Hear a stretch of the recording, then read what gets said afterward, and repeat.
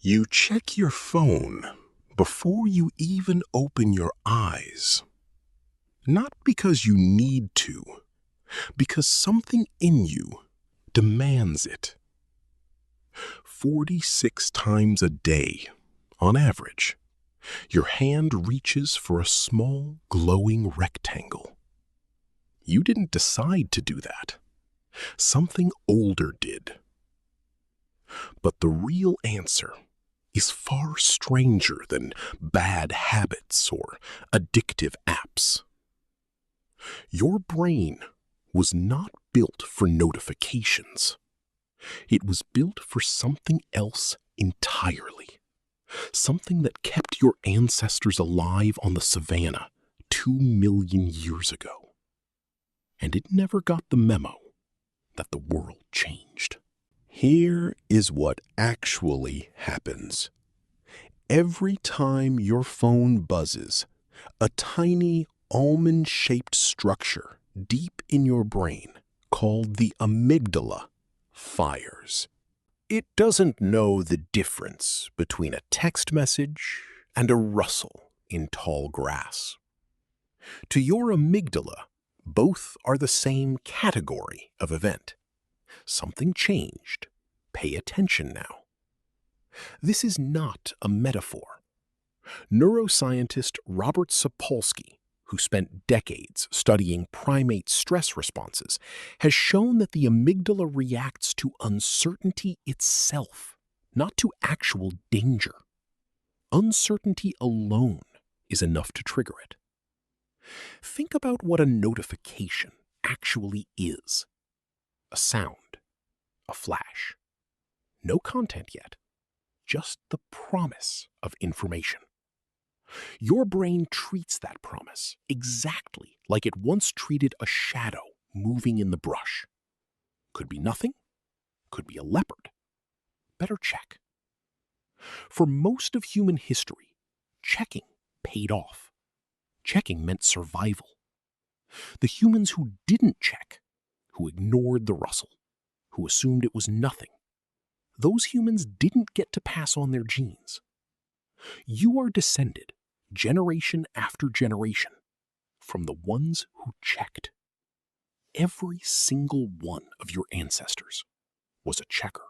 So, what does dopamine have to do with any of this? Dopamine is not the reward chemical. That is the biggest myth in modern psychology.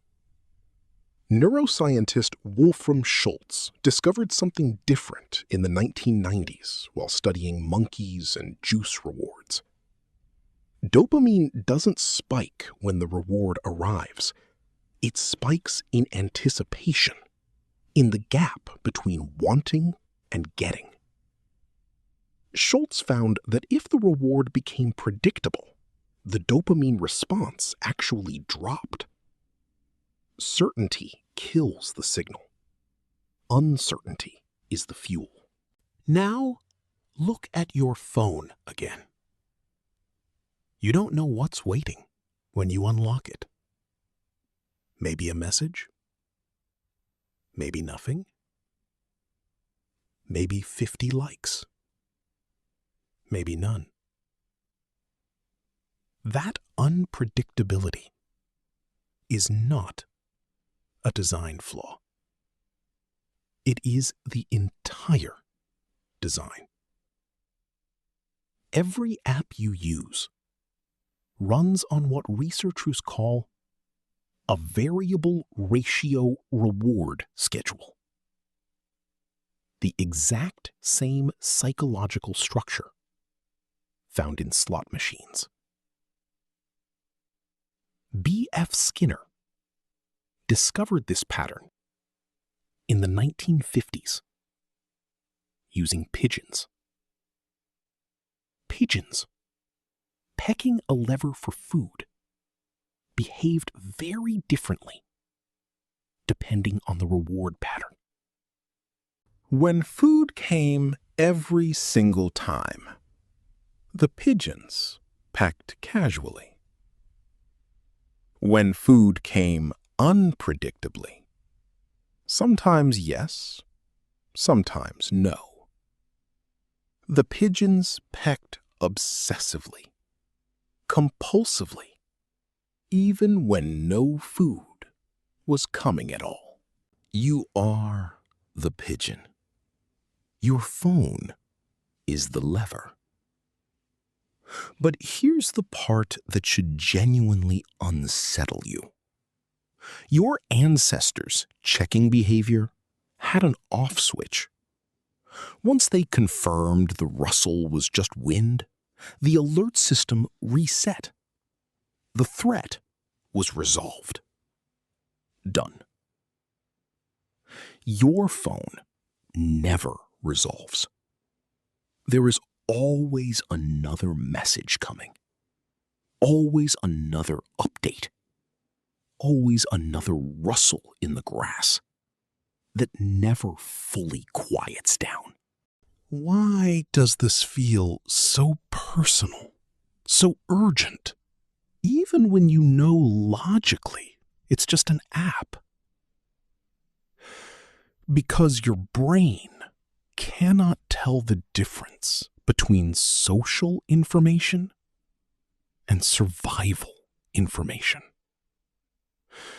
For a Pleistocene human, living in a band of maybe 50 people, social status was survival. Getting excluded from the group didn't mean feeling awkward at a party.